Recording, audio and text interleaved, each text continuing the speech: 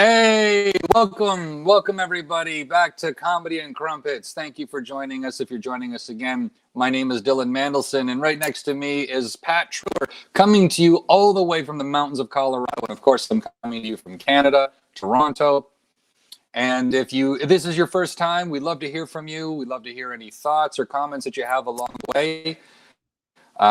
This is an exciting time. It's been 2 weeks since we've been back together as a team. Pat has been away he got it, everybody. I got the COVID. Oh man, you got it.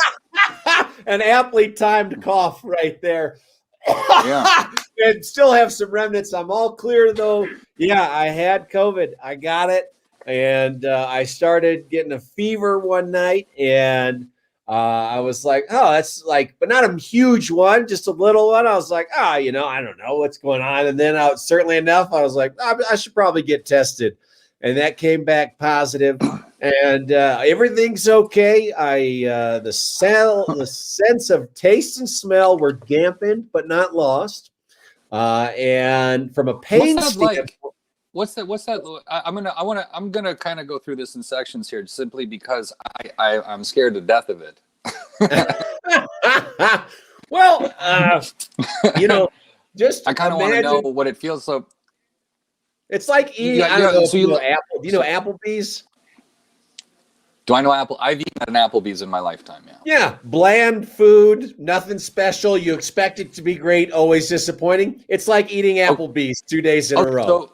So begs the question: for the 2 days you couldn't taste anything, were you eating at an Applebee's? Because maybe there's a little irony here, everybody. So I thankfully did not have it. It was just dampened. It wasn't gone. Jordan, my girlfriend, her taste and smell were gone for a couple days, and she was terrified because she loves eating and she loves smelling. You can't smell anything. You can't taste anything. She could not taste nor smell anything, which, for her, it was more of a mental aspect of just like, oh no, because there are confirmed stories of people who've lost taste and smell for months. So she was scared of that more than anything. From a pain standpoint, not that bad. I've had hangovers much worse. A lot of sweating. Did it last? How long did the fevering last? Symptoms lasted about 2 weeks. Yeah, and I'm still 2 weeks of feeling a fever. No, it was like 4 days of fever, but like a sporadic fever. It was strange where it was like I'd have it and then I'd be fine for 8 hours, and then all of a sudden it just hit and I'd start sweating. And you live in the mountains of Colorado, so COVID has even gone up to altitudes that for some reason I thought you would be in one of the safest spots in the world, being away from everything. Do you have a clue how you could have caught it? I remember asking you before you went skiing and you were in a restaurant.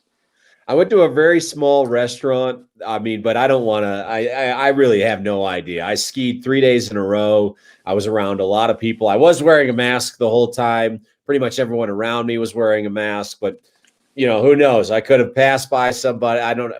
According to the CDC, the Center for Disease Control, it's like the contract. So I got it. I tested positive, and then the health department in the small town I live in called me. They got a great contact tracing. They ask you all these questions, and it's, according to them, they said, if you are within 6 feet of somebody for more than 15 minutes, that is when it's highly likely that you're going to transmit it, or it's going to be transmitted to, which I really wasn't in that situation with anybody.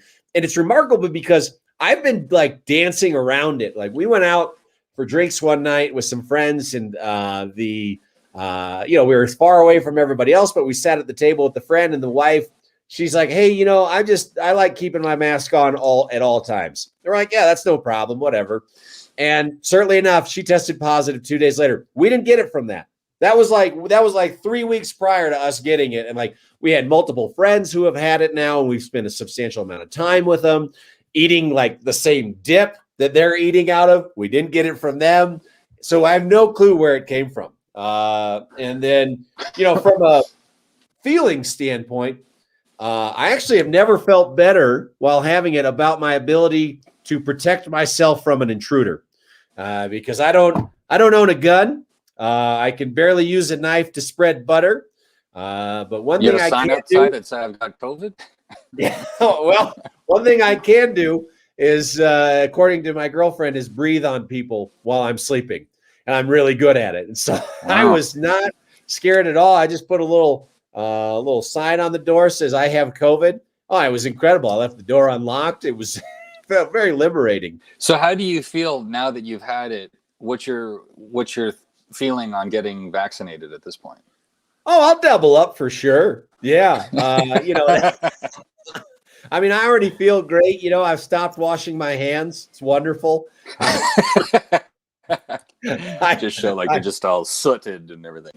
Yeah. No, I'll get the vaccine for sure when that's available to me. But I feel great. Like, also, the other thing is, like, for the next 90 days, they said I'm just totally in the clear, where it's like, but then after that, they're not sure. And then again, according to the CDC, there's only 50 confirmed cases that the CDC knows of reinfection. So I'm not too concerned about it. And honestly, it wasn't that bad. I mean, there were a couple of days where I was hurting, and I was just really tired. That was probably the hardest part. I would just be really tired. So I would have to just rest, and I was just lie around. We watched a lot of movies, watched all the Mission Impossible movies, and but it was, now I'm good, man. Now I'm still just congested a bit, but I'm in the clear, and I'm going to go to Chicago in a couple of weeks and do a show at the Laugh Factory there, do some other shows there. So right on. Yeah. So I'm excited. Ollie Kinnear, hi, yes, everyone watching. Hello, Aaliyah. We're just talking how I survived the COVID. I tell you though, buddy, if I had gotten COVID a couple of years ago when I was Fat Pat, I don't think I would have done so good. Oof. Yeah. Wow. That's a little bit of a scary thought. You think got it together. Did you ever feel? Did you ever feel it was tough to breathe? Yes, that's what should have been my my indicator. The fever was the indicator, but there were 2 days. So, like, I guess the fever takes a couple days to take a hold, and there were 2 days where I would just go for a walk, not a strenuous walk at all, and I would be exhausted with a fever. You went for a walk with the fever? No. Prior to the fever. Okay. Prior to the fever, right when so the fever showed up on, let's just say, whatever day 4, and then like day 2 after my exposure, from what they guesstimate after everything, is that I would just walk. I was feeling fine, and then one day I was just walking, and then I was just exhausted, like totally exhausted, like winded, and I was like, this is so weird, because I've been really physically active this year, like skiing as much as possible and going for hikes like in the snow, and so swimming almost every day, and I was just like a walk on flat land, exhausted from. So that was the day before I got the fever. Huh. That was the day before you got the fever, and you felt winded or out of, but I'm talking like, did you ever be like, oh my God, I can't breathe? Like, no, I wasn't like that. No, it was just like, oh man, why am I so winded? And then we would just walk around the house and be winded as well. But it wasn't like, need a respirator. Like, thankfully, I know it affects people very differently. And for us, it was, Jordan's much younger than I am. So for her, it was the taste and smell. And she had like 2 days of fever. Beyond that, not much. And then for me, what I did learn about COVID is not in the news, is that it can hear you talking. Because I told my mom one night, I said, hey, the coughing is not as bad as I thought it was going to be. And then I sounded like a junkyard dog for the next 24 hours. Just so that's it. But feeling great now. Just remnants of a cough and just still congested a bit. So, but I'm in the clear right now. It's good to have you back, man. It's really great to see you. Well, I appreciate it, man. You were great. You were checking in on me. I appreciated that. It was very nice of you. So thanks, buddy. I appreciate that. When you weren't here, I did Crumpets, as you know, by myself. And one of the things that I was saying is, Pat's not feeling well, but it's not COVID because COVID's not real. COVID doesn't exist. Oh, well, It's like, oh man, yeah. Not real until you see that positive test result. it's the government, man. The government is the person who's not. It's them. That's why.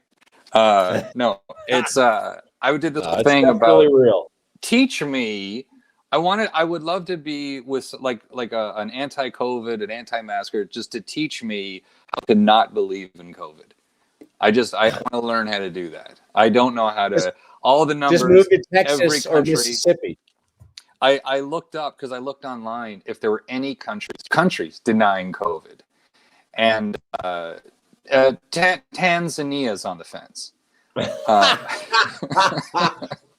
Did you see that North Korea has said they have 0 cases, and yet there were some North Korean hackers they found who were trying to hack into Pfizer and BioNTech's into the computer system to get the vaccine information? Pretty remarkable for a country that has 0 cases. And then it's frustrating, obviously, because I want, like I would say, the majority of the world, I want COVID to go away, and just to have people deny it. And also, too, when I was talking about it, it was still kind of on the back of the storming of Parliament and people not wearing masks at all and not having all kinds of disregard for COVID and spreading it like wildfire. It was so infuriating. The whole that whole thing was a mess, and I don't need to bring it up, but I just remember was just like, come on, people, we can actively do this. Yeah. Well, go ahead and read the news about Texas. As a Canadian, if it weren't for COVID, watching people storm the Parliament, very unfortunate. It sucks that people died, but over here, it's just like, you just grab a bag of popcorn. Okay, no, it's fun. It's entertaining in some way, but because I'm like, your actions are actually affecting the whole wide world right now. Oh yeah. People I certainly don't wish harm or death to anybody, but I can't help but put the responsibility on the people that showed up for the destruction and mayhem and all that stuff that they intended to cause. Yeah. Can't help but go, I wonder why you got injured. That's weird. You decided to do it earlier that day. It's weird. Yeah. But it is great to see you back. Thank you. Tell me what's been going on. I understand you've got yourself in a relationship. Well, I am. I'm in a relationship, and it's we had what we decided to do because she lives with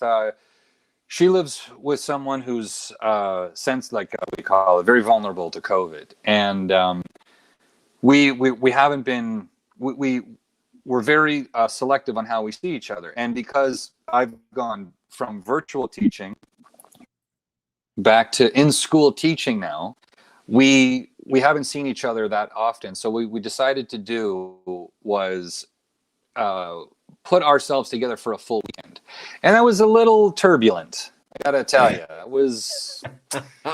wasn't a smooth sail. There was some typhoons in the sky that flight. So you should know, what you need to know about me is I'm a light sleeper. I wake up very easily. I'm like, I need it dark, quiet, cold, just, you know what I mean? Like I wake up at the drop of a hat. Sure. And she is just a symphony of sounds. She is just like a keyboard of different sounds. You just press a key and it's amazing. Not only that, it's very difficult for her to sleep too. It's tough for her to get to sleep, so she requires a lot of assistance when it comes to sleeping. Fascinating. There's sleeping pills involved. There's a lot of weed involved, and she doesn't sleep throughout the night. She has to wake up to pee a lot because she's like 3'9". She's taller than that, but she's like a tiny little. She's adorable and very, very The attractive. bladder the size of a thimble. Yeah. It's like cuddling next to a hamster. It's it's a very delicate situation, and so I'm trying to cope with my waking up. Like every time she gets up to pee, I wake up with it, and I just got to put myself back to sleep. Her snoring, I'm waking up to the snoring. I try to like nudge her, just kind of like get her to stop snoring and just do this, because I'm like holding her, or she's sitting next to me, so like I shoulder check her. You ever shoulder check to get some shoulder check snoring? Yeah, so like I'm playing a little hockey, in her while she's sleeping next to me. She's not aware of it, I don't think, because she's like. and I'm telling you, like when I say like this little tiny beautiful person, the sounds that come out of her are phenomenal. Like I think you need like a permit for these kind of sounds. Like it's insane. She's got one of those like just trucker snores, like.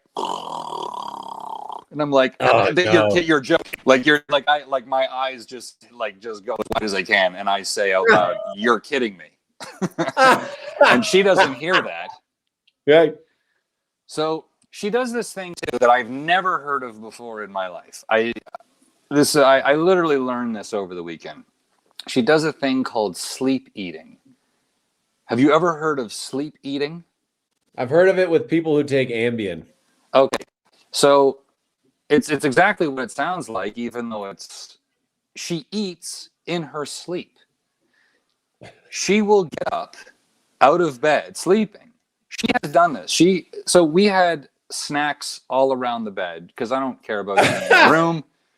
Yeah. And at 6:30 in the morning, the final straw for me, and I got so frustrated because she is going through a bag of snacks like a rude guy at the movie theater, just like.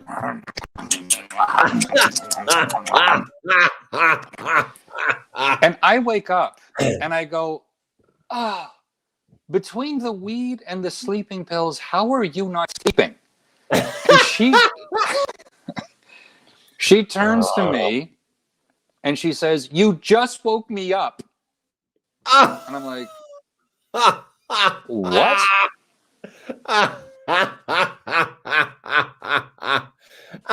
So, same goes to Lake. I'm sure she will break up with you shortly after this episode, especially if her mom is watching.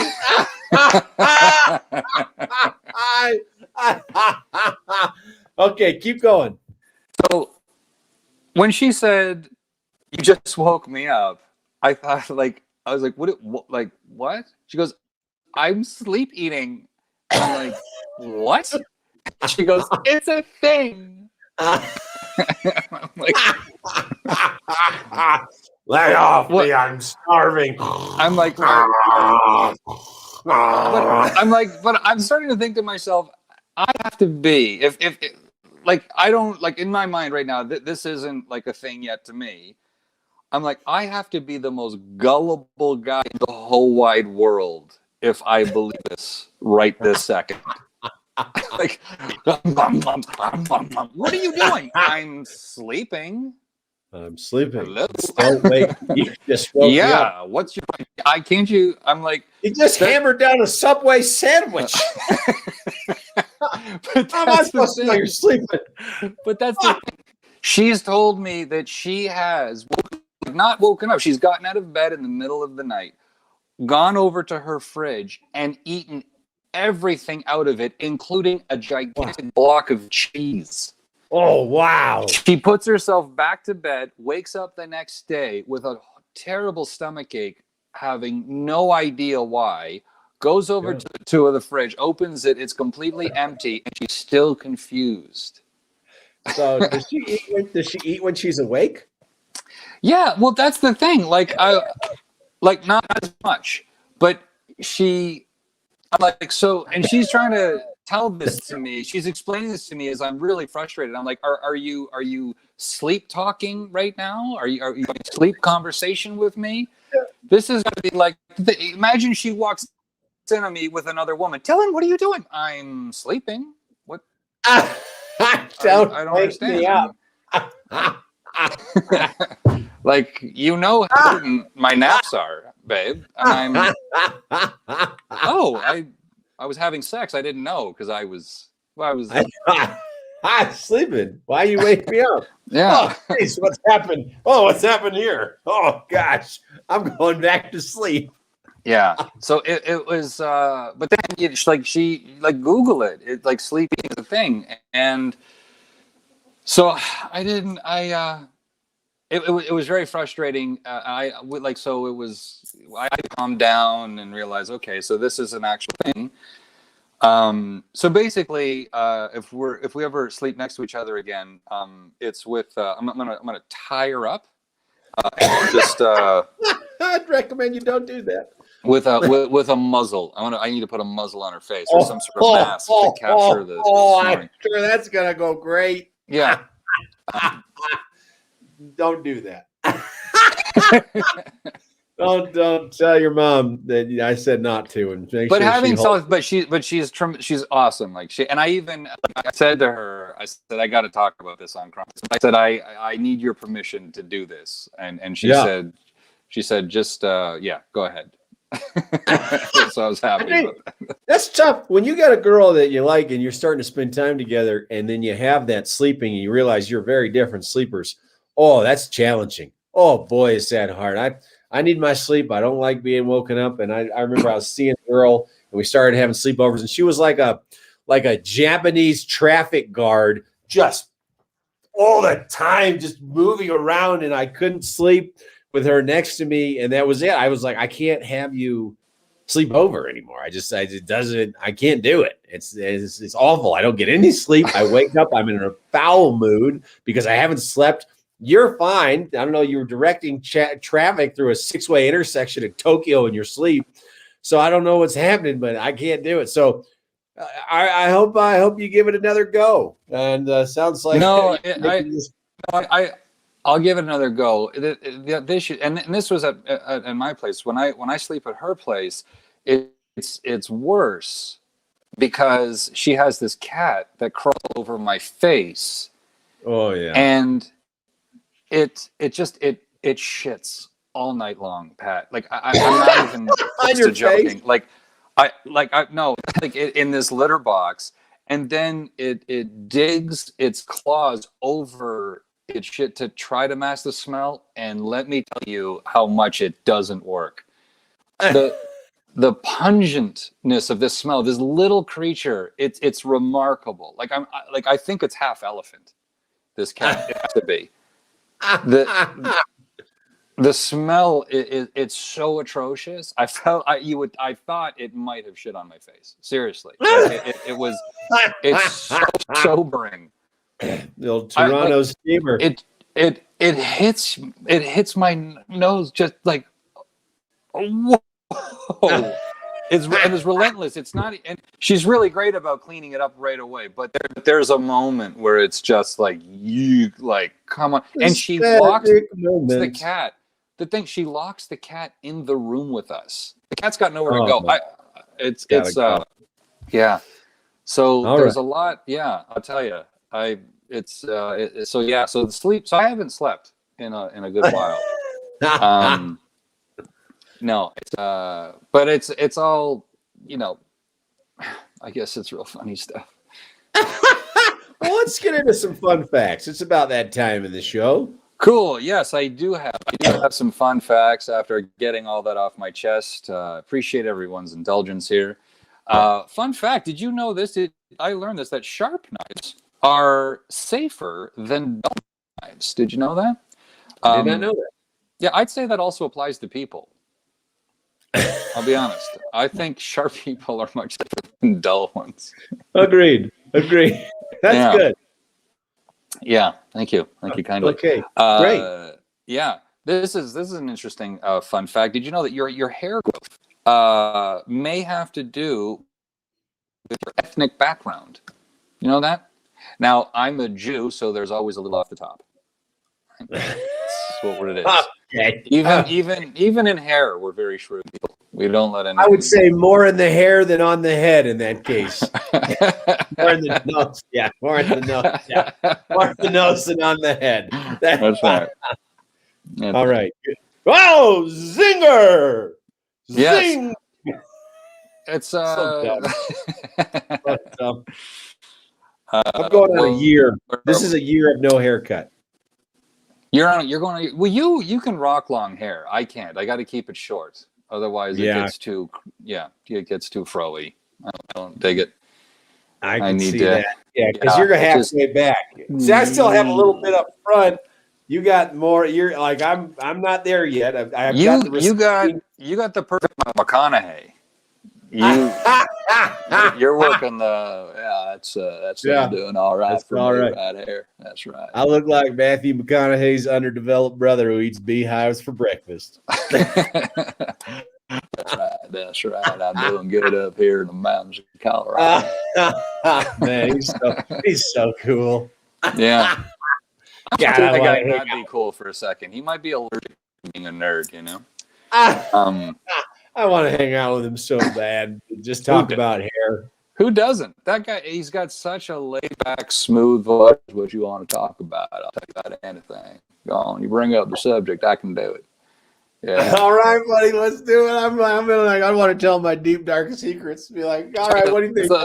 Let's see if I can do it. Just give me any topic. I'll show you McConaughey can talk about it and make everyone comfortable. So give me anything. Sure. The Coriolis effect. I'll tell you what, that is a challenging word to say. Now, if you now I'm a little in the dark of what that whole Coriolis thing you just said there, but I tell you, it's a good read. It's a good read. You should definitely check that out. All right, good, well done. Because I have no idea what you just said. And what's the next fun fact? Next fun fact. This is a very interesting that I didn't know. I wanted to make mention of this, that women can give birth after they die. Can you believe that? It just means guys, even if she's dead, wear a condom. Okay? Because honestly. Oh boy, I didn't see that one coming from you. I know it was dark, but the joke was there, and I had to do it. Yeah, it works. Yeah, well, this is safe sex. Safe sex, even right. There's some men that just discriminate, and I got it. We don't need to beat this one to death. I'm trying to build my next corporate set. Yeah. Don't. It would be a nightmare. Coming this summer to Disney. Hi everyone. Instead, I'm here in my kitchen. Look like a house of Muppets. Got the ears for it. Yeah. Okay. Sorry. No. All right. Next fun fact. Well, it's interesting. The next fun fact is that men can still get aroused post-mortem, which means, ladies, even when we're dead, we're still thinking about it. You know, it's just, yes, you're right. We always want it. I would just say that just confirms that the blood really does leave the brain. Yeah. Yes, but only the brain. Yeah, only the brain. We've got 1 minute. 1 minute. Okay, well, I would like to thank everybody. Let's thank you again, anybody that's watched, and to my wonderful my wonderful new gal who's been a great sport about me talking about the sleeping stuff. I appreciate it. And Pat, it is so great to see you feeling better and back. Thanks, buddy. I'm so happy that you're healthy now, and it's thanks, man. Also, if any companies out there or anyone just wants to book a show, get a hold of this man. Pat knows how to do it. He does it properly. Pat, how can they find you if they want to do that? Yeah, just say, hey, just make it simple. Just through my Instagram @RealFunnyPat. You can just send me a direct message. That's the easiest way right there. Yep, and check out my Dry Bar Comedy special. It's floating around on YouTube. It's fantastic. Facebook. And we'll be back here next week, same time, 6 p.m. Eastern Standard, 4 p.m. Mountain Time, and 11 p.m. UK time. Thank you again for joining us. Have a safe and healthy week, everybody. All right. Thanks, everybody. We really appreciate you watching. Great episode, buddy.